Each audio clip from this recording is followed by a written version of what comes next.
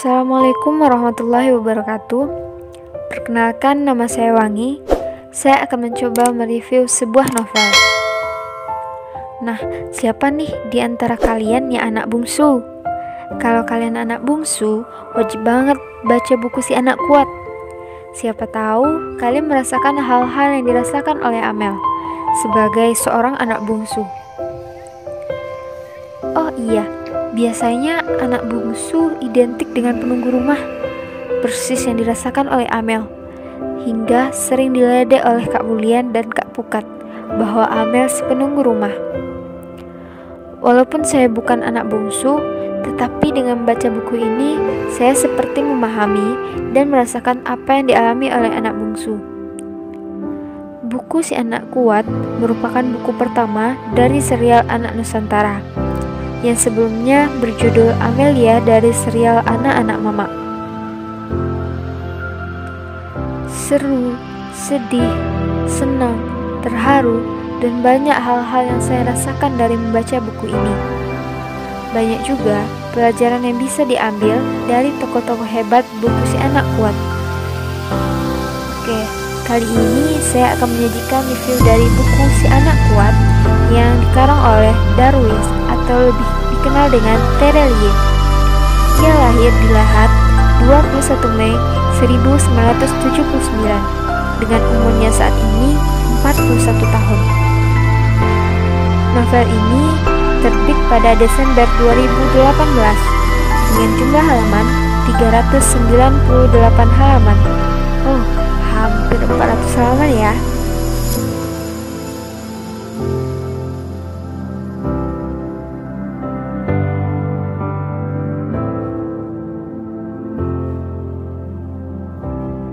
Buku ini bercerita tentang Amel yang mempunyai nama lengkap Amelia. Amel adalah anak bungsu dari Bapak Syahdan dan Ibu Nurmas. Amel ini mempunyai 3 orang kakak, yaitu Kak Eli, Kak Pukat, dan Kak Burlian. Ketiga kakak Amel ini pun memiliki cerita di bukunya masing-masing. Masa kecil Amel begitu seru, memiliki kedua orang tua yang menanamkan nilai-nilai yang baik tentang kehidupan dan nilai-nilai agama. Amel dan keluarganya tinggal di sebuah lembah yang terletak di perkampungan yang sangat indah.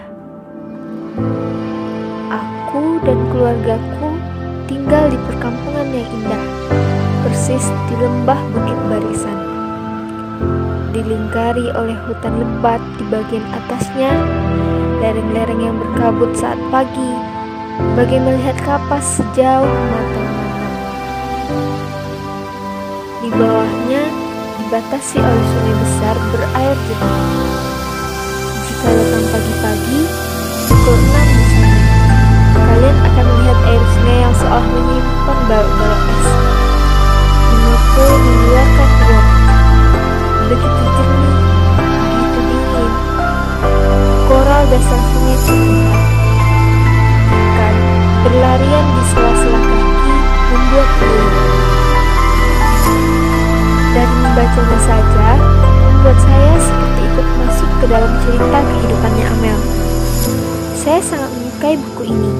Cerita yang sederhana, tapi penuh makna.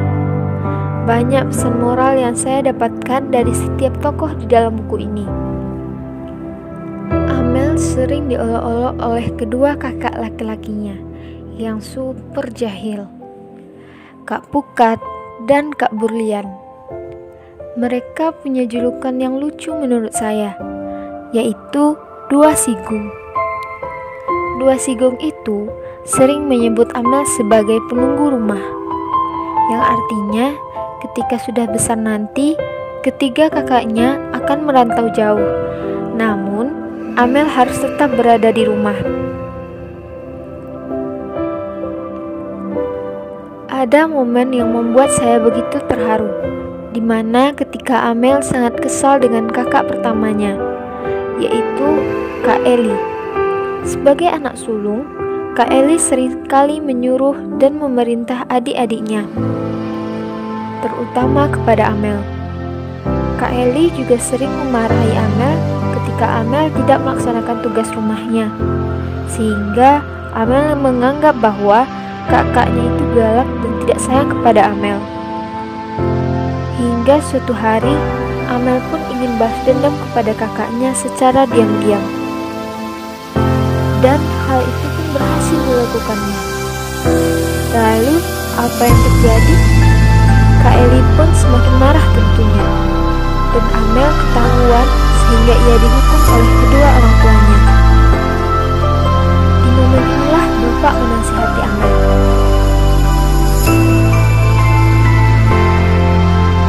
Selanjutnya, Bapak menceritakan pengorbanan yang sudah dilakukan Kak Eli kepada Amel, sehingga membuat Amel begitu sedih dan merasa bersalah. Penuh tawa, haru, seru, dan membuat kita seperti bisa merasakan apa yang sedang dialami oleh Amel. Kejadian menyentuh hati lainnya menurut saya adalah ketika Amel mendapat tugas dari Pak Bin untuk mengajak Cak Noris, yaitu teman sekelas Amel, agar belajar bersama. Hal ini agak sulit dilakukan karena Cak Noris adalah anak nakal dan suka membuat onar. Namun Amel tidak menyerah begitu saja. Ia berusaha memahami apa yang membuat Cak Noris menjadi anak yang nakal. Hingga akhirnya Amel mampu membuat Cak Noris berubah sedikit demi sedikit. Luar biasa Amel. Setelah membaca bagian ini, kalian akan terkagum-kagum dengan sosok Amel. Kemudian ada kejadian yang lucu yang membuat saya tertawa, yaitu saat Kak Pukat dan Kak Berlian mau disunat. Semua orang di kampung, mulai dari bapak-bapak, ibu-ibu, dan anak-anak sekalipun, tak henti-hentinya menggoda Pukat dan Berlian. Hal ini malah membuat nyali Pukat dan Berlian semakin menciut. Ditambah lagi cerita yang berlebihan dari kawan-kawannya tentang sunat. Yang lebih membuat saya terkagum-kagum dengan sosok Amel adalah yaitu Amel yang masih kecil malah memikirkan bagaimana caranya untuk menguatkan ekonomi masyarakat di kampungnya yang awalnya miskin agar menjadi lebih maju, dengan kegigihan yang luar biasa untuk meyakinkan masyarakat agar percaya dan mau bekerja sama untuk mewujudkan harapan Amel. Setelah selesai membaca novel ini, saya sangat terkesan dengan sosok Amel, anak bungsu dengan keteguhan dan karakter yang kuat. Bahkan, orang dewasa pun banyak belajar dari Amel. Keunggulan dari novel yang saya lihat ini ialah alur ceritanya yang tidak mudah ditebak, sehingga membuat saya semakin penasaran untuk terus membacanya. Terelie memakai kata-kata yang sederhana, tapi penuh makna, yang mampu menggugah emosi sehingga membuat saya seperti bisa merasakan langsung apa yang ada di novel. Dari novel ini bisa mengajarkan saya bahwa segala sesuatu harus dilakukan dengan kerja keras dan pantang menyerah. Di novel ini juga ditanamkan betapa pentingnya pendidikan bagi semua orang. Pendidikanlah yang mampu membuat kita maju. Masih banyak kejutan-kejutan lainnya dari buku ini. Kalau saya ceritakan semuanya, nanti jadi spoiler deh. Jadi, lebih baik teman-teman membacanya sendiri ya. Jamin gak bakal nyesel. Oke, sekian review dari saya. Assalamualaikum warahmatullahi wabarakatuh.